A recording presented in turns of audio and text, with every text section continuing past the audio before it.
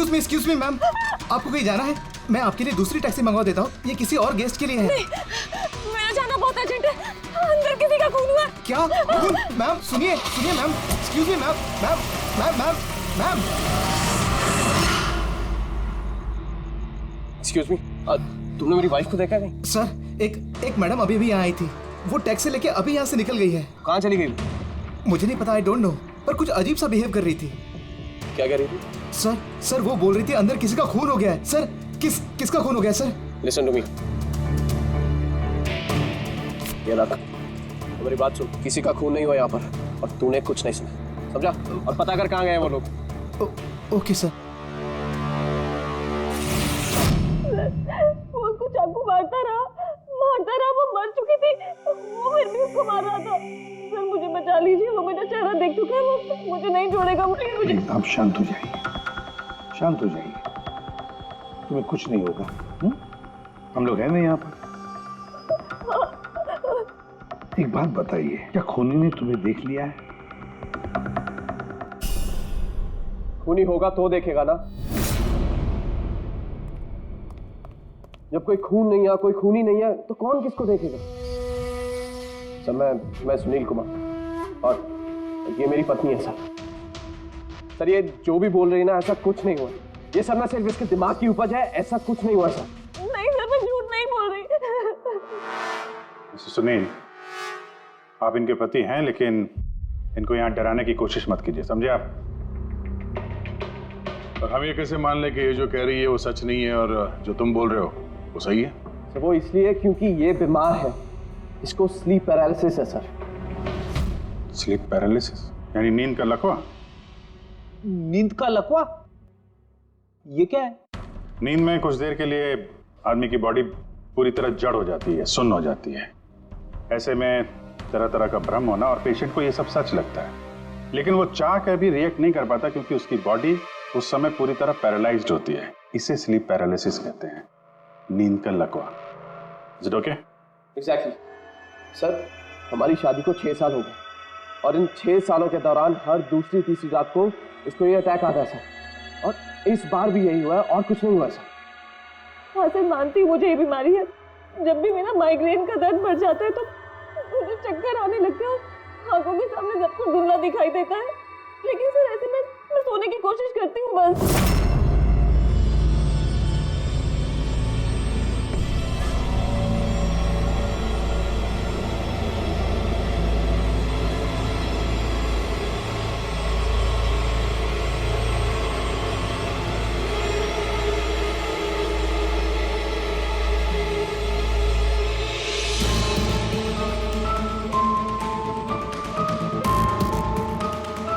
बड़ी मुश्किल से जैसे तैसे नींद आती है और 2-3 घंटों के बाद अचानक से मेरी आंख खुल जाती है, मगर शरीर बिल्कुल स्थिर हो जाता है। चाहकर भी मैं हिल-डुल नहीं पाती। पूरे शरीर को जैसे लकवा मार गया हो। कुछ साफ नहीं दिखाई देता और सीने पर एक भारीपन सा लगता है, मगर मैं चाहकर भी चीख नहीं पाती, आवाज ही नहीं निकलती मेरी। और फिर 15-20 मिनट के बाद अजीब अजीब सी चीजें दिखाई देती है।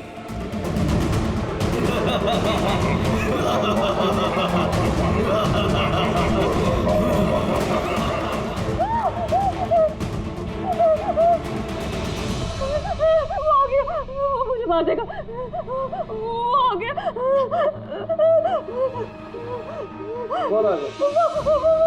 कोई नहीं, रिलैक्स। मुझे मार देगा। किधर कोई नहीं, देखो शांत हो जाओ। तुम्हें फिर से अटैक आया, देखो, रिलैक्स। कोई नहीं है, शांत हो, रिलैक्स। कोई नहीं है, देखो कोई नहीं, मुझे बचा रिलैक्स। तुम्हें फिर से अटैक आया, रिलैक्स हो जाओ। तुम्हें फिर से दौरा पड़ा था, कुछ नहीं। मतलब जो कुछ भी आपको दिखाई देता है वो सब भ्रम है, कोई सच्चाई नहीं है। हाँ, हर बार सच नहीं होता था, लेकिन इस बार सच हुआ। वो मेरा वहम नहीं था सर। मुझे उस लड़की का चेहरा इतना साफ याद है कि मैं उसे कभी भी पहचान सकती हूँ। मुझे कोई शैतान या दानव नहीं दिखाई दिया सर, जैसे हर बार होता था। मैं सच बोल रही हूँ, मैंने वहाँ पर खून होते हुए देखा था। मैं बिल्कुल झूठ नहीं बोल रही। हाँ, खून हुआ था। खून खून खून, बस कुछ नहीं हुआ वहां पर। सुनील जी चुप रहिए, आप चुप रहिए। खून हुआ है क्या नहीं ये हम पता लगाएंगे। आप दोनों सिर्फ सिलसिलेवार बताओ क्या हुआ था उस रात को, शुरुआत से। सो हम दोनों यहाँ मेरे कजन अबे की शादी अटेंड करने के लिए आए। कल रात अबे और मिताली मतलब उसकी होने वाली वाइफ के लिए कॉकटेल पार्टी थी। अब है मेरी बात ध्यान से सुनो। मिताली की जितने भी प्रॉपर्टीज और बैंक बैलेंस है तेरे शुरू होने से पहले 60% तुम्हारे नाम ट्रांसफर हो जाने चाहिए। इस लड़की पर तुम्हारे प्यार का जो भूत सवार है ना उसे यूज करो बेटा। वेल मिताली, एक बात कहूँ, अभी भी वक्त है, सोच ले। ये अभी तेरे लायक नहीं है। तुम्हें इससे बेटर लड़के मिल सकते हैं। तुम्हें नहीं पता, इसके चर्चे तो पूरे शहर को मालूम है। मैं तुम्हारी शादी इससे इसलिए करा रहा हूँ ताकि तुम्हारी डूबती हुई नैया पार लग जाए। You got it? So be focused please. पता है मुझे क्या करना है। मुझे भी उस साइको से शादी करने का कोई शौक नहीं है। कर रहा हूँ क्योंकि सिर्फ एक ही रास्ता है, इसलिए मुझे मत समझाइए कि क्या करना है। I know what to do. ठीक है? हाय।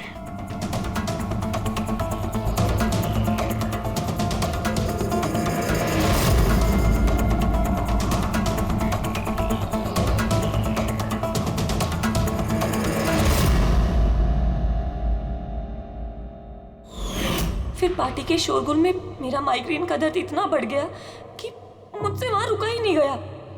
रायमा, क्या हुआ? क्या हुआ? वो माइग्रेन शुरू हो गया। मेरी तबीयत बहुत खराब हो रही है। मैं थोड़ी देर रूम में जाके रेस्ट करती हूँ।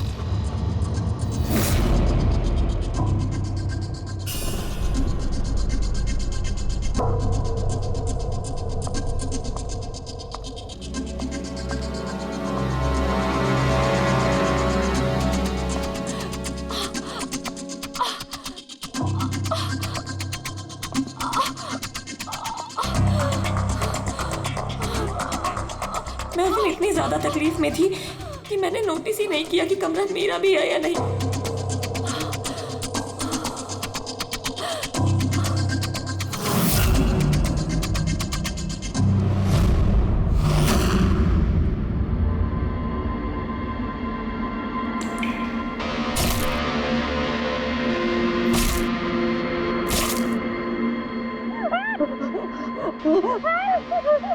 कोई 45 मिनट के बाद जब मेरा दौरा शांत हुआ तो मैं उठी। मैंने अपने इधर उधर देखा तो वहाँ पर कोई खून ही नहीं था, ना ही कोई लाश थी, ना ही कोई खून के धब्बे थे।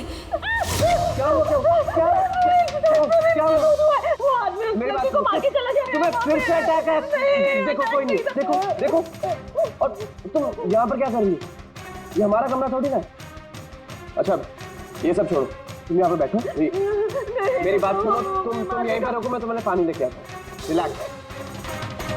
मैं भाग के वापस गया तो राइमा वहां से चली गई और वहां से ये आपके पास आ गया और मैं इसके पीछे यहाँ पर। लेकिन सर एक बात पक्की है, वहां पर कोई खून नहीं हुआ। ये सब इसके दिमाग की उपज है। Sunil ji,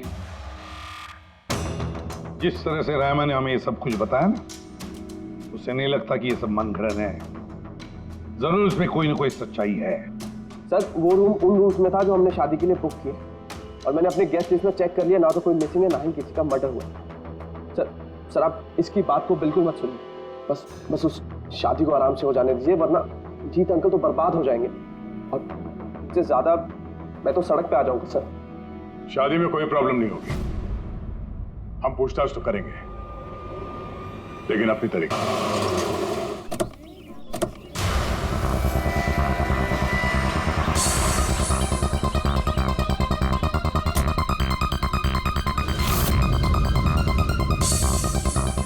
welcome sir. Welcome ma'am. ये रिसेप्शन डेस्क किस तरफ है? आप सीधा जाइए, then take a right turn. Thank you so much. जी हाँ, वो बिजनेस ट्रिप पे आया हूँ। ओके सर, यहाँ साइन कीजिए सर। बस थोड़ा रूम का व्यू अच्छा होना चाहिए। Sure sir, enjoy your day. Thank you.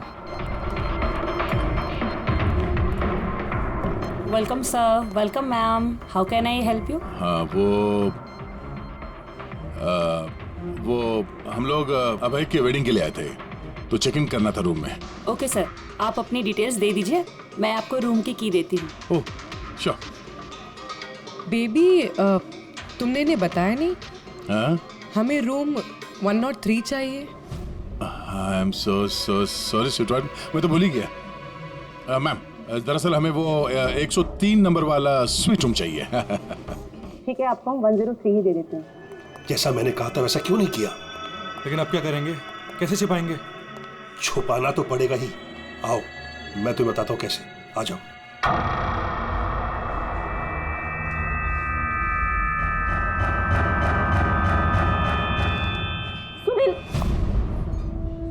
सब कुछ इसी के कारण हुआ। किसी को पता चल गया ना तो पता नहीं क्या होगा। कहाँ थे तुम? चलो मुझे कुछ बात करनी है, आओ।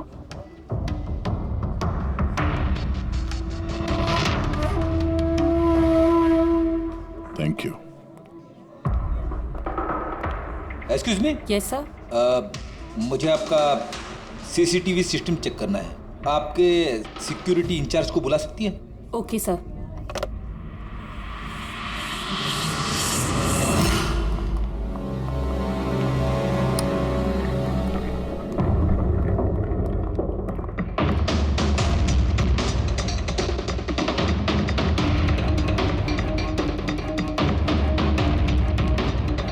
ठीक है, थैंक यू।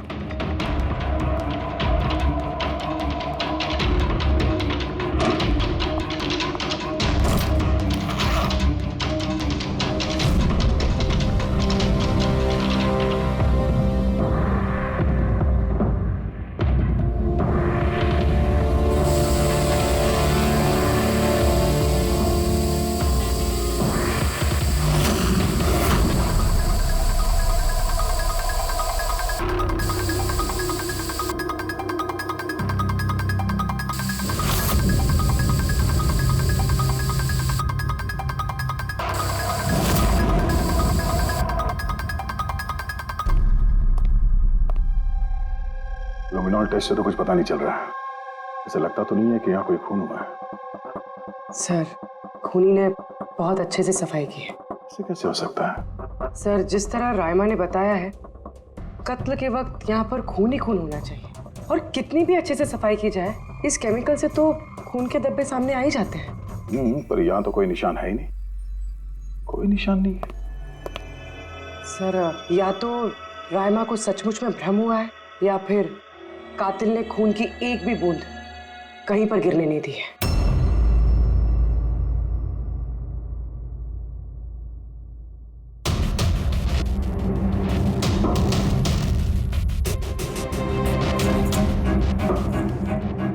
मुझे लगता तुम सही कह रही थी। कातिल ने खून की एक भी बूंद गिरने नहीं दी। ये देखो, खून की एक भी बूंद जमीन पे या दीवार पे कहीं भी नहीं गिरी है, क्योंकि कातिल ने पूरे कमरे को प्लास्टिक के शीट से कवर कर दिया था। सर मतलब रायमा ये सब कुछ प्लास्टिक के उस तरफ से देख रही थी, इसलिए उसे सब कुछ धुंधला धुंधला नजर आ रहा था। हाँ, ये प्लास्टिक शीट्स जहाँ पे जुड़ते हैं शायद एक गैप रह गया होगा, और उसी गैप में से इस लड़की की शक्ल दिख गई होगी उसे।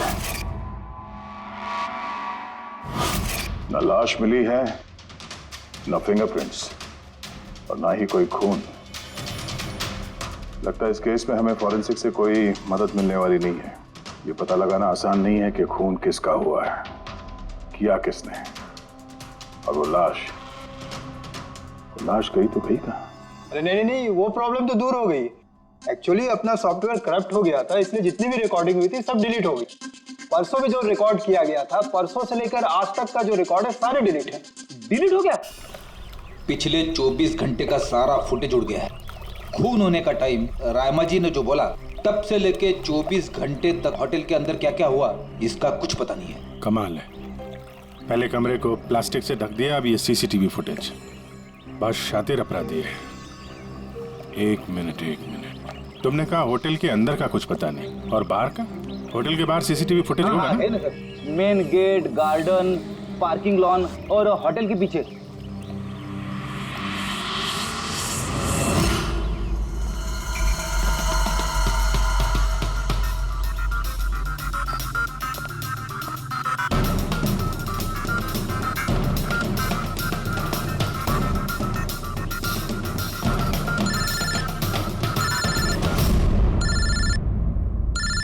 अदय, क्या रायमा ने जो देखा वो उसका भ्रम नहीं बल्कि सच्चाई है? किसी का खून हुआ? माय गॉड, कोई कुछ भी नहीं। अच्छा ठीक है, मुझे इन्फॉर्म करते रहना। क्या हुआ बॉस, कुछ मिला क्या?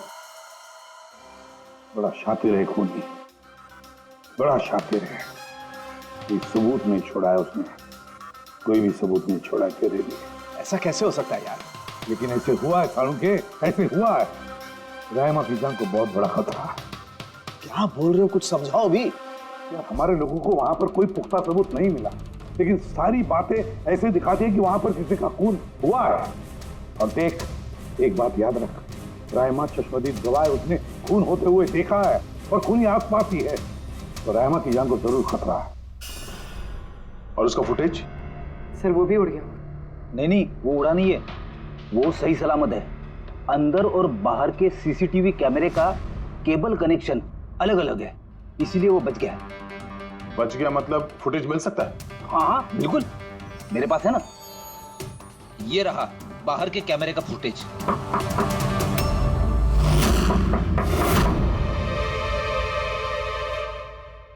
सर, अगर खूनी ने उस पर उस वक्त हमला किया है जब स्लीप पैरालिसिस का दौरा पड़ रहा है, फिर तो वो उंगली भी नहीं हिला पाई होगी। और अगर वो अपनी उंगली हिला पाई तो? कैसे डॉक्टर तारिका? पैरालिसिस तो पूरी बॉडी को हो जाती है। देखो, स्लीप पैरालिसिस को छोड़ दो। नॉर्मली भी जब हम सोते हैं, गहरी नींद में होते हैं, हमें सपने आते हैं, उस वक्त भी हमारी मांसपेशियां सेमी पैरालिटिक स्टेट यानी शिथिलता की अवस्था में होती है। ये सबके साथ होता है। लेकिन बॉस, ऐसे में भी हमारे पेट की, छाती की और गले की मांसपेशियां सबसे ज्यादा शिथिल होती हैं। स्लीप पैरालिसिस में भी ऐसा ही होता है। और ऐसे में जिस व्यक्ति को स्लीप पैरालिसिस की बीमारी है, अगर वो अपने हाथों की उंगलियों पर कंसंट्रेट करे, इन उंगलियों पर ध्यान केंद्रित करे और इन्हें हिलाने की कोशिश करे, मुट्ठी को बंद करे और खोले, तो ये पैरालिसिस स्लीप को भी तोड़ा जा सकता है। यार मान ले सालुंके कि रायमा ने अपनी स्लीप पैरालिसिस तोड़ दी, लेकिन वो तोड़ने में उसे जितना भी वक्त लग रहा, उतने वक्त में अगर उस पर हमला हो गया तो ऐसी कोई चीज चाहिए सालुंके, ऐसी कोई बात जिससे वो दूसरों को बता सके कि उस पर हमला हो रहा है, वो कह सके कि मुझे बचाओ, मुझे बचाओ। ऐसी चीज भी है। एक मिनट रुको तारिका। बॉस, ये है अलार्म। रायमा जब अपनी उंगलियों की प्रैक्टिस कर रही होगी अपनी स्लीप पैरालिसिस को तोड़ने के लिए, और जब वो इसको तोड़ लेगी अपने निश्चित समय से भी पहले, तो उसे करना सिर्फ ये है कि इस अलार्म को दबाना है, और ये अलार्म बजने लगेगा। और ये अलार्म दया, पूर्वी और अभिजीत तीनों के मोबाइल फोन से कनेक्टेड है, पता चल जाएगा। और वो लोग उसके पास पहुंच जाएंगे और खूनी को पकड़ लेंगे। सर की अलार्म से खतरा टल सकता है, पर खत्म नहीं होता। खतरा तो तब खत्म होगा जब हम खूनी तक पहले पहुंचेंगे। हम खूनी तक पहले पहुंचेंगे। अब ये अभय का रूम नहीं है? अभय? कौन? वो जिसकी शादी होने वाली है? यस ऑफ कोर्स, उसकी शादी मुझसे होने वाली है। ओहो, और आपको आपके फियांसे का कमरा नहीं पता है?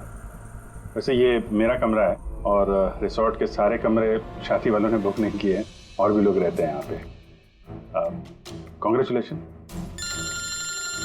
हेलो, कहाँ हो तुम? और ये तो मुझे अभी बता रहे हो? सीरियसली? लोग जो भी करना है जल्दी करो, मेरे पास ज्यादा वक्त नहीं है। और हाँ, मुझे शादी में ना किसी भी तरह की कोई प्रॉब्लम नहीं चाहिए, ठीक है?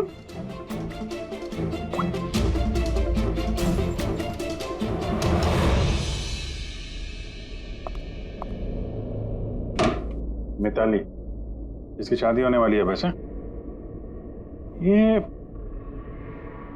वाकई अभय का कमरा इसको मालूम नहीं होगा क्या? कहीं इसको हम पे शक तो नहीं हो गया? वो तो पता नहीं, लेकिन खूनी को भनक नहीं लगनी चाहिए, क्योंकि अगर ऐसा हुआ तो रायमा की जान को खतरा हो सकता है।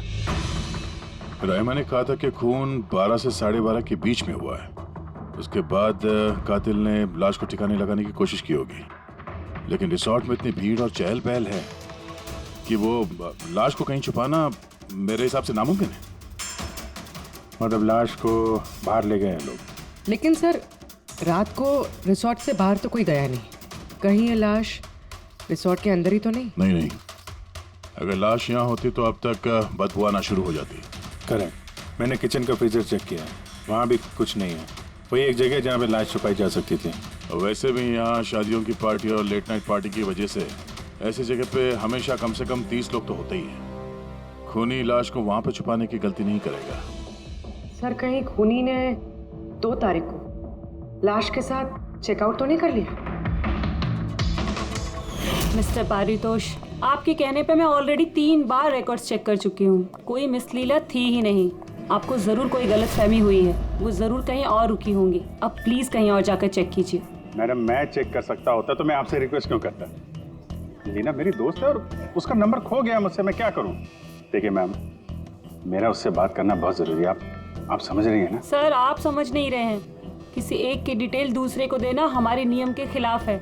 फिर भी मैं आपकी मदद कर देती, लेकिन मेरे पास उनकी डिटेल्स है ही नहीं सर। अरे ऐसे कैसे नहीं है? डिटेल्स आप रखते हैं ना। कोई कमरा लेने आएगा तो आप उसकी डिटेल्स नहीं रखते हैं? लेते हैं सर, बिल्कुल लेते हैं। तो फिर? लेकिन वो यहाँ रुकी होती तो ना। 1 मिनट, आपको तसल्ली नहीं हो रही है, प्लीज आप खुद से चेक कर लीजिए। अच्छा ठीक है। कहीं रीमा ने मुझसे झूठ तो नहीं बोला? मैं देख लेता।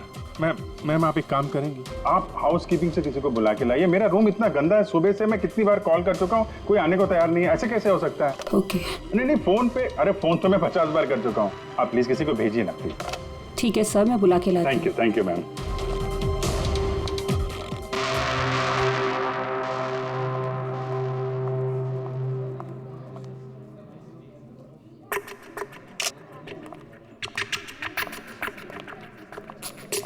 आज जितने लोगों ने चेकआउट किया है उनमें से 4 लोग ऐसे हैं जो आए थे तो शादी अटेंड करने, लेकिन बिना शादी अटेंड किए ही चले गए। शादी बिना अटेंड किए ही चले गए? बड़ी अजीब बात है। ये मिस्टर वलेना, मिस्टर दक्ष, मिसेस मोटवानी और मिस सूजी। सर, मैं इन चारों के बारे में सब कुछ पता करती हूँ। अपूर्वी, रायमा को होटल के बाहर का सीसीटीवी फुटेज दिखाना, मेन गेट का, जहाँ से लोग आते जाते हैं। उसने कहा था ना हमसे कि वो उस लड़की को पहचान लेगी। सर,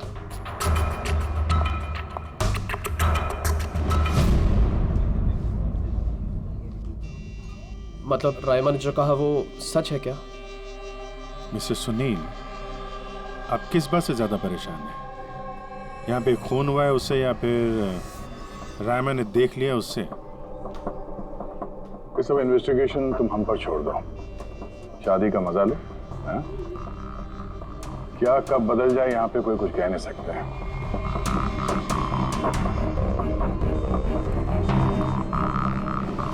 चल भाई चल, अगले फंक्शन के लिए कपड़े रेडी करना है, तेरी हेल्प चाहिए। वैसे लोग कौन थे? तेरे गेस्ट हैं? हाँ, मेरे गेस्ट ही हैं। चल चल चल।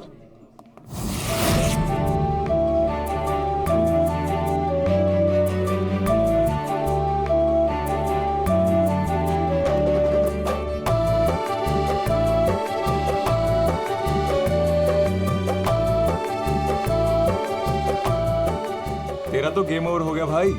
जो तूने गर्लफ्रेंड्स की लाइन लगा रखी थी उसका क्या? अगर मिताली ने सुन लिया ना तो गेम सच में ओवर हो जाएगा। पर भाई मुझे एक बात बता, तू एक लड़की के साथ सारी जिंदगी कैसे बिताएगा? इसके सारे लफड़े ना साइड में चालू हैं। पूछ इससे, कॉकटेल पार्टी में अचानक से कहाँ गायब हो गया था? अबे कहीं गायब नहीं हुआ, मिताली के सामने उठक बैठक लगा रहा होगा। मैं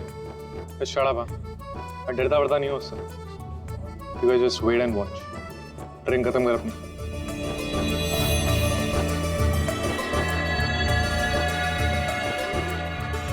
इसका मतलब कत्ल वाली रात अबे पार्टी में नहीं था।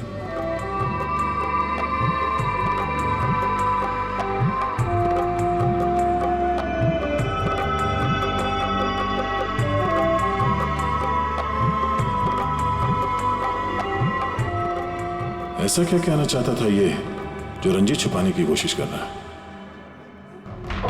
सर, मैडम अभी ठीक है ना? और उस दिन जो मर्डर के बारे में बोल रही थी वो गलतफहमी अभी दूर हो चुकी है ना मैम की? मेरी बात सुन, जो उसको गलतफहमी हुई थी ना वो दूर हो चुकी है। तू भी भूल जा। चल अभी। ओके। अच्छा हुआ कि राइमा माइग्रेन की वजह से अपने कमरे में सो गई है। मौका अच्छा है, अब कुछ ना कुछ तो करना पड़ेगा।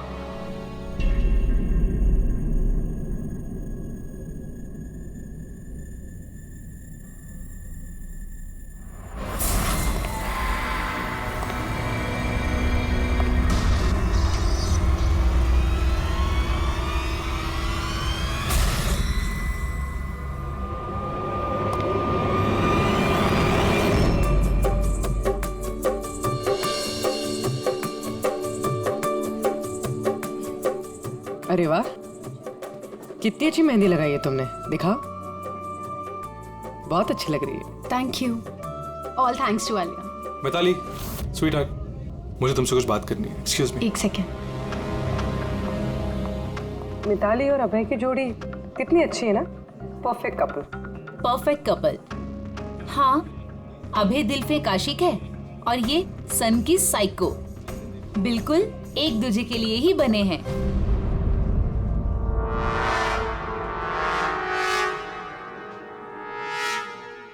मिताली को अभय के बारे में ये पता है? पागल है वो अभय के लिए। उसको पाने के लिए वो किसी भी हद तक जा सकती है। अगर जरूरत पड़े तो किसी को मार भी सकती है।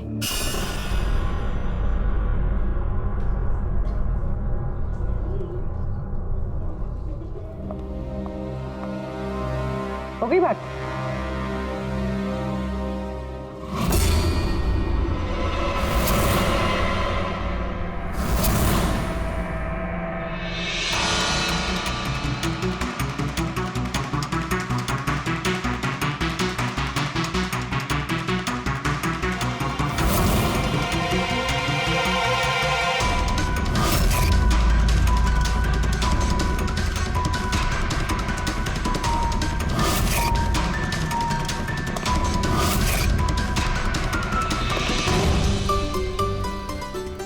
अरे खाली हो गया क्या? अरे नहीं साहब, रिफिल ही करने जा रहा था। अरे यार ये दूल्हा जो है ये तो बड़ा बहक रहा है। क्या मिस्टर नितिन और वो रंजीत रोकते नहीं है क्या? सुना है कॉकटेल पार्टी में भी बहुत हंगामा किया। उस दिन तो हादी हो गई थी सर। अच्छा, उस दिन भी नहीं रोका इसको? नहीं साहब, कोई बोलने वाला था ही नहीं। रंजीत साहब तो खुद ही 11 बजे के बाद आते पार्टी में, और उनके बेटे अपनी बीवी को तलाश कर रहे थे। बाहर जा रहे थे, अंदर आ रहे थे, कोई बोलने वाला था ही नहीं साहब। अच्छा, मतलब कल ही दुल्हन ही थी पार्टी में? सर वो तो दूल्हे के पीछे पीछे घूम रही थी। सर, इस रिसोर्ट में कई शादियां हुई हैं, लेकिन ऐसी शादी कभी नहीं देखी। अरे हाँ साहब। अरे यार तुम खाने को लाना यार। अभी लाया साहब।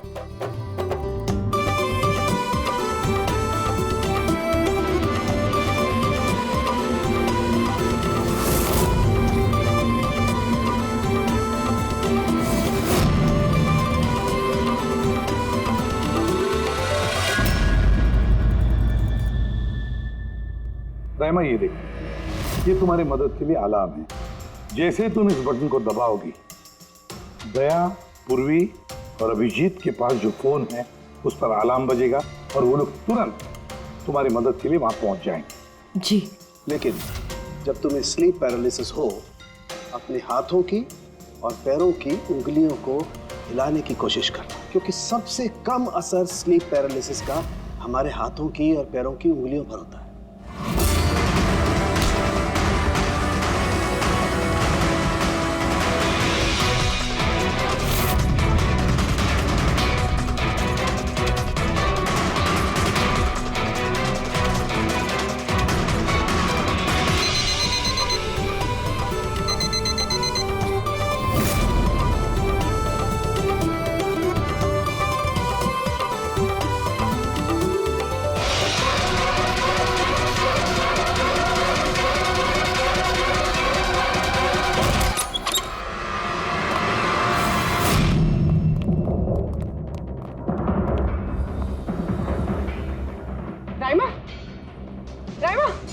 सर बेहोश है। राइमा, राइमा, राइमा होश में हो।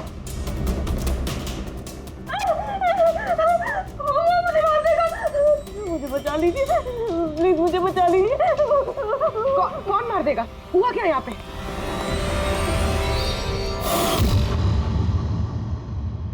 क्यों मिस्टर सुनील, क्या कहना है आप? अब तुम्हें इसकी बात पे विश्वास हो रहा है या अभी तुम्हें अपनी ताऊ जी के रेपुटेशन की फिक्र है? अब मैं क्या ही बोलूं सर, सलिया कि ये जिंदा है।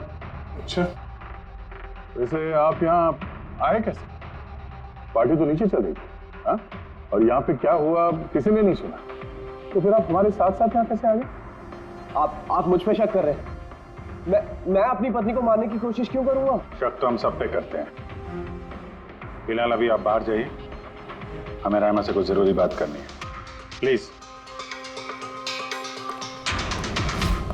सर आप लोग प्लीज मुझे बचा लीजिए। जब वो आदमी उसको खून कर रहा था तो मैंने उसे देख लिया था, मुझे नहीं छोड़ेगा, प्लीज आप कुछ कीजिए ना, वो दोबारा आएगा, वो मुझे मार देगा, प्लीज प्लीज कुछ कीजिए। देखो रायमा, घबराओ मत, हमारे यहाँ पे होते हुए कोई कुछ नहीं कर सकता तुम्हारा, ठीक है? लेकिन वो औरत जिसका खून होते हुए तुमने देखा, उसे हम लोग नहीं पहचानते, तुम उसे पहचानती हो, तो हम लोग एक फुटेज दिखाएंगे, जरा उस फुटेज में देख के उस लड़की को पहचानो प्लीज। जी। रेडी?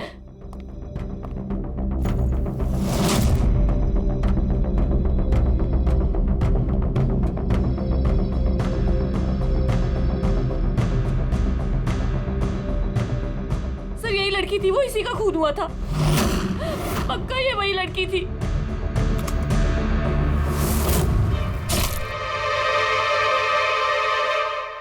अगर ये यहाँ पे आई थी तो किसी ने तो देखा होगा उसे। वो मुझे मारेगा। अगर वो लड़की यहाँ पे आई थी तो किसी न किसी से तो मिली होगी ना। लगता है ब्यूरो जाने का वक्त आ गया। वो 4 लोग जो शादी अटेंड करने आए थे और अटेंड किए बिना ही चले गए, जरा उनसे भी पूछताछ कर लेते हैं। सर मिस्टर वलेना, ये अभय का मैनेजर, ये जरूरी काम छोड़कर आया था शादी अटेंड करने के लिए, लेकिन बीच में ही वापस चले गए। एक तो इन्हें रिसोर्ट की कार ने एयरपोर्ट छोड़ा, दूसरा इनके पास एक छोटा सूटकेस था जिसमें 5.5 फीट की लाश तो नहीं आ सकती थी। दूसरा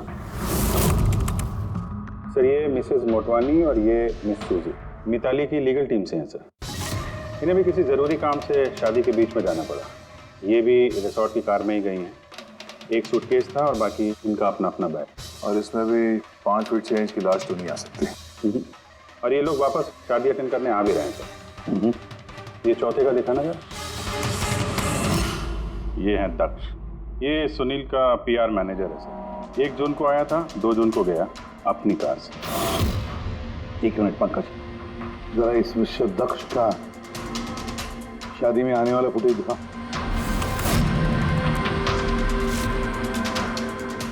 ओके, और अब इसके जाने का वीडियो दिखा।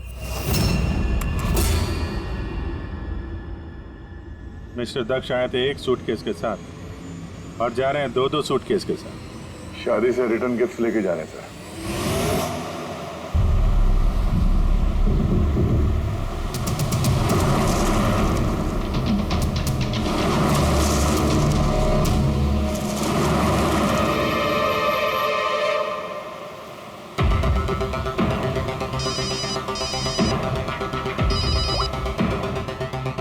हेलो, अभय की शादी से जो सूटकेस लाया था वो कहाँ छुपाया है?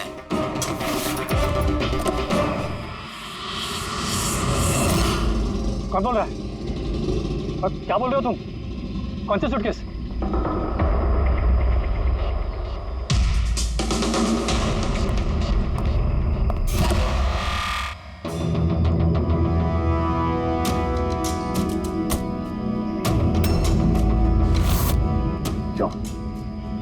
सूटकेस के बारे में तुम यही बताओगे या कहीं और अच्छे से खातिरदारी करे तुम्हारी? क्यों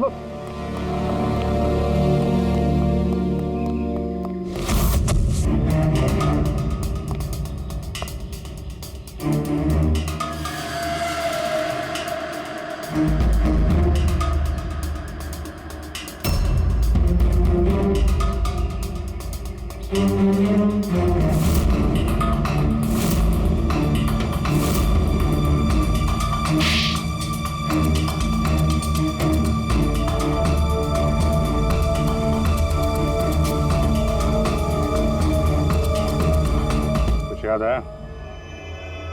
मेरे पास और कोई रास्ता नहीं। मेरा घर और कंपनी दोनों उनके पास गिर गई।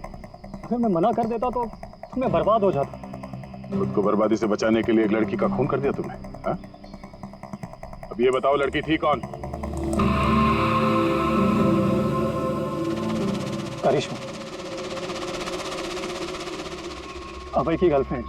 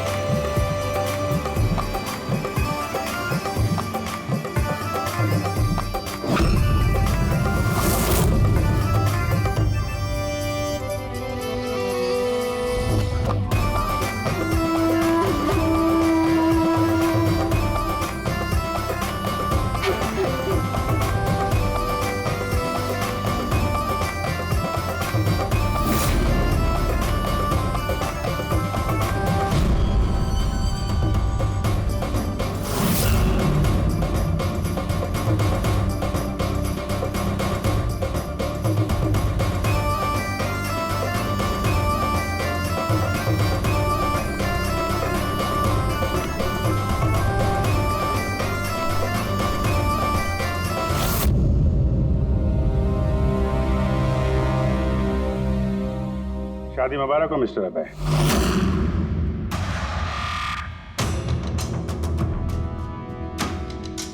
आपके लिए कुछ तोहफे लेकर आए हैं, ऐसे तोहफे जिनके बगैर ये शादी पूरी हो ही नहीं सकती।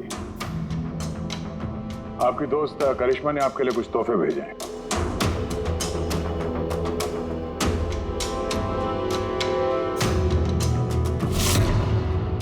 करिश्मा, याद आया?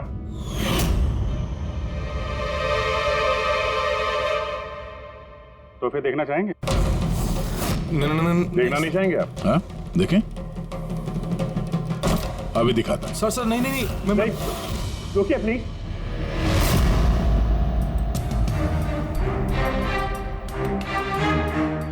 क्या हुआ मिस्टर रंजीत? प्लीज ये सूटकेस मत खोलिए। क्यों? क्यों नहीं खोली? हैं?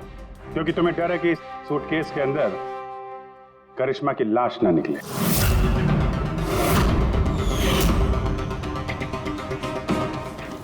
वही करिश्मा जिसे तुमने और दक्ष ने मिलकर मारा, फिर ऐसे ही सूटकेस में भर के उसके लाश के टुकड़े टुकड़े किए और बाहर ठिकाने लगा दिए।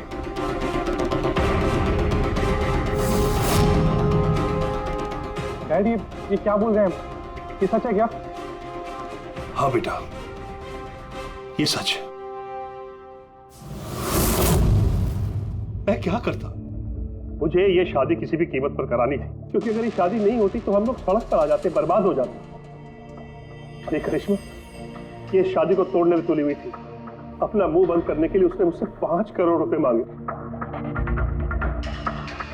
सच में अगर मेरे पास होते तो मैं दे भी देता, लेकिन नहीं थे मेरे पास। फिर उस दिन वो अचानक ही हाथ धमकी, मुझे कुछ नहीं सूझा और मैंने किसी बहाने से उसे रात तक रुकने को कहा। फिर मैंने ये सब प्लान बनाया। फिर मैंने दक्ष को इस प्लान में शामिल किया, क्योंकि मुझे पता था कि दक्ष मुझे ना नहीं कर सकता। वो इंच इंच मेरे कर्जे में डूबा हुआ है।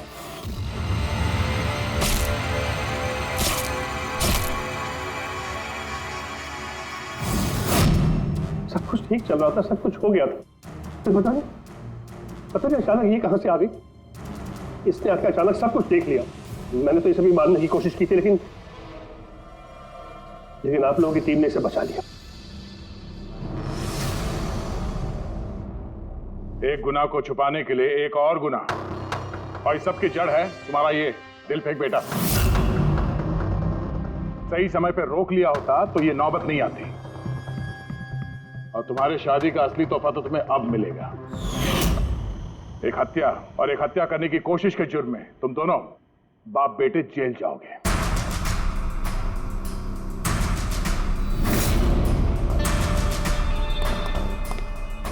Thank you.